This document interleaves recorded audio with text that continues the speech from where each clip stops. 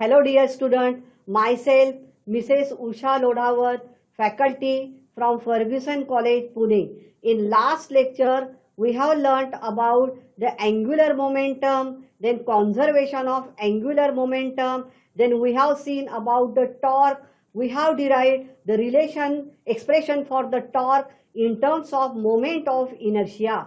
In today's lecture, we will see what is the law of conservation of angular momentum and how it is analogous to the law of conservation of linear momentum in translational motion. Let us move to the PowerPoint presentation. So here we will study about the conservation of angular momentum. We know that the angular momentum is given by the equation L equal to R cross P, where this R is the position vector from the origin of the circle and P is the linear momentum, where so that quantity is written here. Now see, I have to derivate this equation L equal to R cross P. Then dl by dt equal to d by dt of this R cross P. Or I can write down it is equal to R cross dp by dt plus dr by dt into cross P. Now we already know the dr by dt is the rate of change of distance which is equal to linear velocity, and dp by dt is the rate of change of linear momentum which is all equal to the force acting on the particle. So I can write down this equation as dl by dt equal to r cross f. So this is f plus m into v cross v. Okay, so the v cross v, and so this v, now this v cross v is equal to 0. So this dl by dt equal to r cross f. Now why I have taken this a v cross v? Because we already know p linear momentum p equal to m into vector v. So substitute that value here. So this equation will become m into v cross v. So here I am writing v cross v. Now vector cross product with itself will always be equal to 0, that we have learnt in the 11th standard. So this equation will become dl by dt equal to r cross f. But as we already know, r cross f is the moment of force or the torque, because torque is the product of one of the force and perpendicular distance of this force from the axis of rotation. So this r cross f equal to torque. So I can write down, instead of dl by dt, I will write here as the dl by dt equal to tau. But according to this equation, this tau will be equal to 0 if dl by dt equal to 0, or L is remaining constant, means it gives the law of conservation of angular momentum. Means what is the law of conservation of angular momentum? If external torque acting on a rotating body is 0, then their linear momentum is always conserved or the constant. So the same law I have written here. Hence angular momentum L is conserved in absence of external unbalanced torque tau.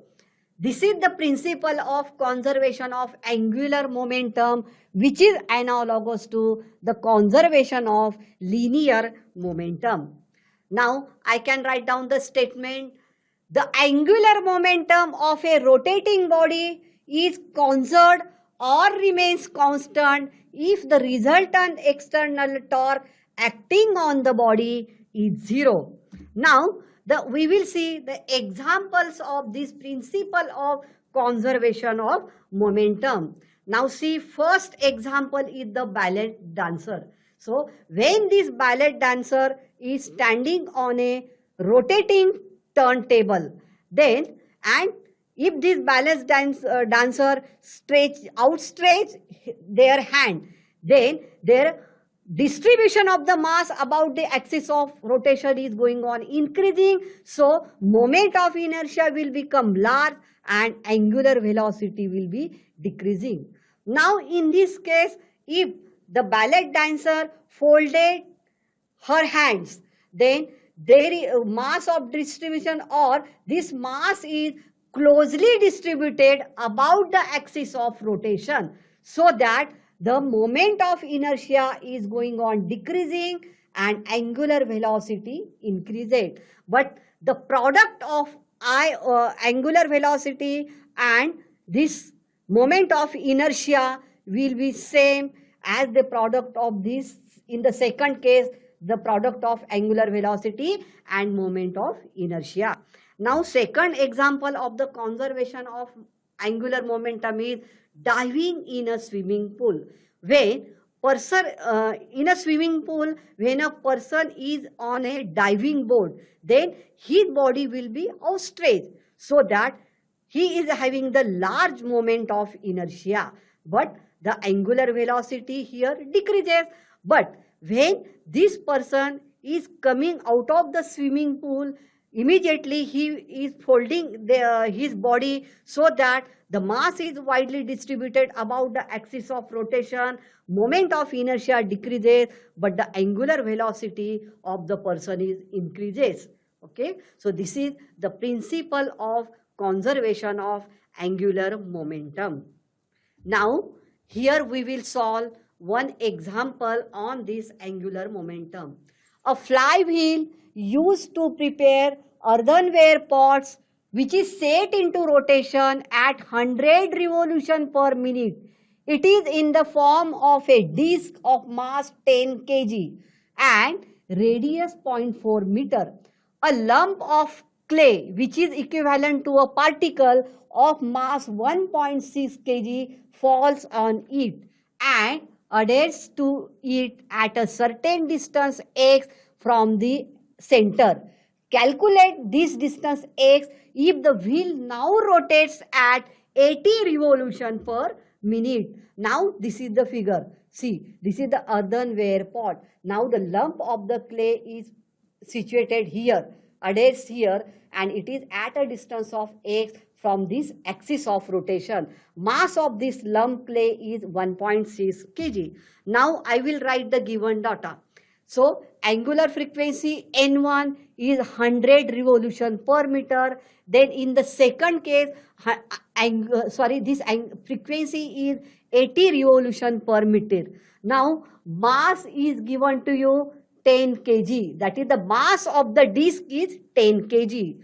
And capital R, that radius of this disc is 0.4 meter. And mass of this lump clay is 1.6 kg.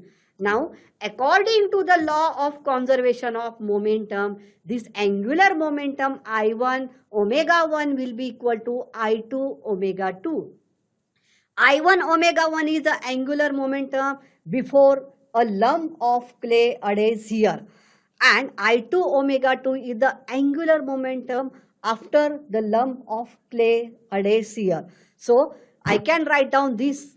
We already know that the moment of inertia of this disc is given by the equation I1 equal to mr square by 2, and this angular velocity is 2 pi into n1, which is equal to, what is the moment of inertia in the second case when the lump of clay adheres here, that is mr square by 2 plus m into x square into omega 2 is 2 pi n2. Now see, I will substitute here the mass of the disc M is 10, radius 0.4 whole square 2 into n1, that is the frequency is given to you 100 revolution per minute. In the second case, again we will see the mass of disc will remain same, that is the 10, radius is 0.4 square and it is divided by 2. This small mx square means what? Mass of the lump clay is 1.6 and its square of distance is x square. and in the second case frequency is 80 revolution per minute. If I am going on substituting this in the equation and simplifying the value of the x, I will get as 0.35 meter. So this is the final answer. So here we are going to finish our theoretical part of the first chapter, rotational dynamics. But again, for the sake of convenience, I will revise this chapter again by just running the slides. Now I will revise again what are the content of the chapter. So these are the content of the chapters. Okay. So total last content about the angular momentum and its conservation. Then we have also seen what is the dynamics, how it arises. It arises from the mechanics. Then mechanics arise, statistics and kinetics are the two branches of the mechanics, and kinematics and dynamics are the two branches of kinetics. Okay, and here mainly we have learned all things about the dynamics. Then we have also seen the what is the difference between the circular motion and the rotational motion. We have seen that circular motion is the motion along the circumference of circle in which the linear velocity at every instant changes in a direction tangent to the circle, and rotational motion is the rotation of a motion of a rigid body about an axis of rotation passing through the body and perpendicular to the plane of figure. Again, this difference we can clear from this animation. Now we have also learned there are two characteristics of the circular motion. First, it is an accelerated motion. Then second characteristic, it is an periodic motion. Now we have seen what is the kinematics of the circular motion. In this we have compared the kinematical equation in linear motion with the kinematical equation in rotational motion. Then we have seen what is the analogy between the linear motion and the rotational motion. Then we have seen what is the right hand thumb rule. Why this right hand thumb rule is taken here? Because we are going to find out the direction of the angular velocity omega by using the right hand thumb rule. And we have seen that according to the right hand thumb rule, the direction of the angular velocity is always perpendicular and in the outward direction. Then we have solved some numerical on this kinematics of the circular motion. Okay, now we have also learned about the uniform circular motion and in non-uniform circular motion. Okay, in uniform circular motion we have seen that as the magnitude of the velocity remains constant, okay, so its angular acceleration will be equal to 0, but due to the change in the tangential velocity there is an centripetal acceleration.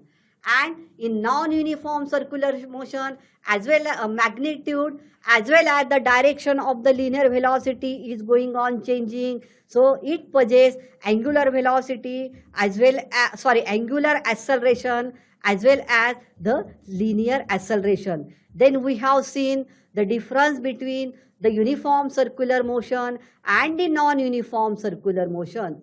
Then we have started for the dynamics of the circular motion, in which we have studied about the centripetal force and the centrifugal force. We have seen that centripetal force is the force which is directing along the radius toward the center of a circle. It is a type of real force, and how it is a type of real force we have seen by taking these examples. Then we have learnt about the centrifugal force. It is the force directing along the radius but away from the center of the circle. And this force is the non-real force or the pseudo force because it just arises due to the acceleration of a frame of reference. Then we have learned what is the difference between the centripetal and the centrifugal forces. So these are the difference between the centripetal and the centrifugal forces. Okay.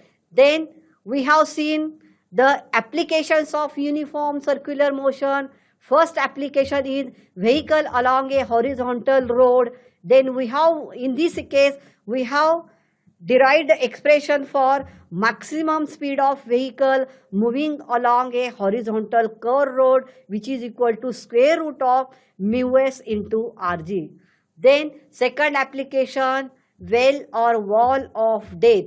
In that case, we have derived the minimum velocity of a vehicle moving in between two cylindrical walls, which is equal to square root of rg divided by mu s. Then we have solved the numerical on this centripetal force. Okay, now we have also seen what is the banking of road, why it is necessary, because the magnitude of the velocity that is given by the equation v equal to square root of mu s into rg will not be remaining same everywhere. For that purpose, we need a concept of the banking of road, and this banking of road is nothing but tilting of the road surface with the horizontal through a certain angle. And by using this concept, we have derived the equation for the safety speed of a vehicle moving along a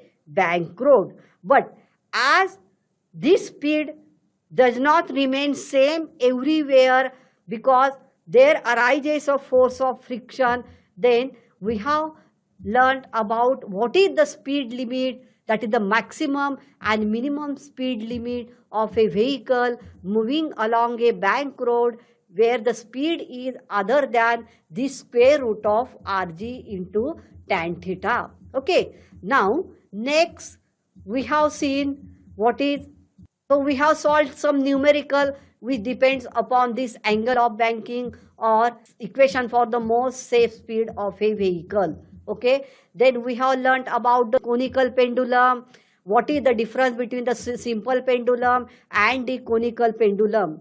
Now what is the basic difference? Simple pendulum perform the motion in vertical plane, whereas the conical pendulum perform the motion in the horizontal plane. Then we have learned about the conical pendulum, and we have derived the equation for the angular velocity of the conical pendulum, which is performing the motion in horizontal direction. We have also derived the equation for period and frequency of conical pendulum, and we have seen that this period or frequency of the conical pendulum does not depend upon the mass of a conical pendulum, and this conical pendulum can also be revolved in non-inertial frame of reference. Okay, now after that we have solved the numerical which depends upon the formula of a angular velocity of conical pendulum. Then we have started for the vertical circular motion.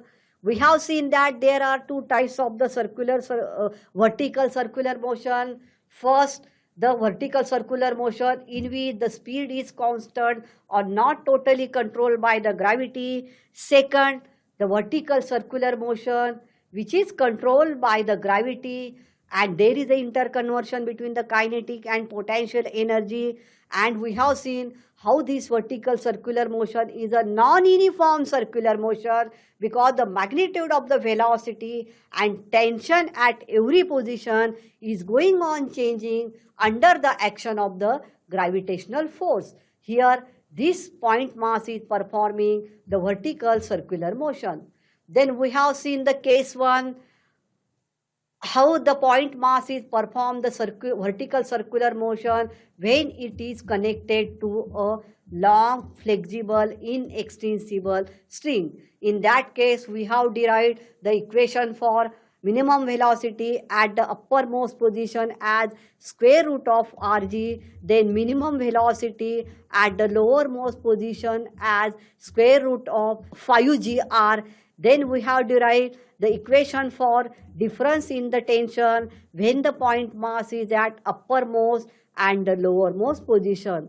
Also we have derived the difference in the tension when the tension of the string when the point mass is at midway position. Then we have derived the equation for the minimum velocity when the point mass is at midway position, which is equal to square root of 3gr. And we have also seen that the resultant of these two forces, that is tension and the this weight mg, they are acting, directing toward the center only at the uppermost and lowermost position, and at all other position the resultant of the two forces, they are not acting toward the center. Again we have seen that both these forces, they are along a string only at uppermost and lowermost position, and perpendicular to each other at midway position, but at any other position they are neither along a string nor in a nor exactly perpendicular to each other, so that there at any other position there is a tangential component of this resultant force, and due to this tangential component of the resultant force, the speed of the point mass performing vertical circular motion undergoing on varying under the action of the gravity. Then we have seen what is the speed of the point mass when it is attached to the rod. So we have seen that, see, the in case when a string is tied to a point mass, it possesses a minimum velocity square root of rg at the uppermost position. But in case of rod, the speed is 0 at uppermost position. Then we have solved some numerical on the minimum velocity at different position. Then we have learned about the moment of inertia. We have seen how the moment of inertia in rotational motion is analogous to the mass in the translational motion. Okay, and here we have started for the rotational motion.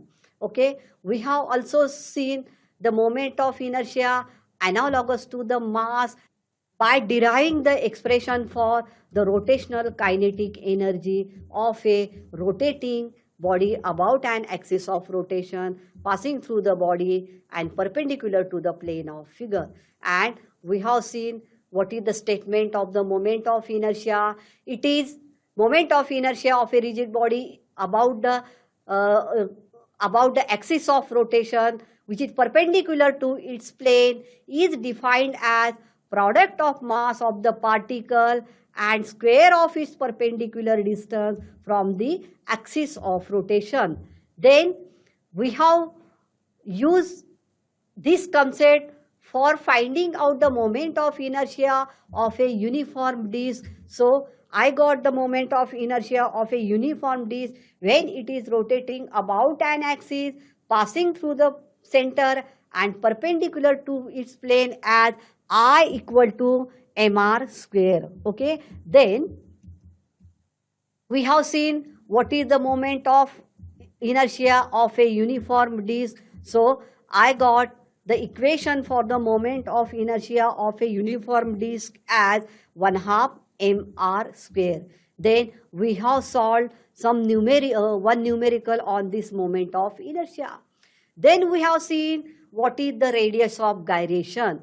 Again we know that the gyration represents the whirling motion of the object. Okay, so here mainly we are considering that whole mass of the body is situated at this point mass capital M. Okay, so that this point mass possesses the same moment of inertia as that of the body. So this moment of inertia of this point mass is same as the mass, same as the moment of inertia of this whole body. Okay, we have seen this k equal to square root of I upon m. Then we have seen about the theorem of parallel and perpendicular axis. Okay, so in this way we have seen all the things in case of the rotational motion. Okay, now here we will just see this table. Okay, so these are the tables in which the equation for the translational motion is given An analogous equation for the rotational motion is also given. Means here we are going to see only the analogy between the translational motion and the rotational motion. Only in your textbook there is a one more correction. See, kinematical equation for the displacement in linear motion is ut plus half at square. Here omega 0 t plus half alpha t square. This factor alpha half is not printed in the textbook. Okay, so go on studying this table. So they are giving the analogy. So in this way we are going to wind up our first chapter, rotational dynamics. So thank you. So hello dear student, in this way we have learned everything about the rotational motion. Okay, I think you might be clear all things. Thank you.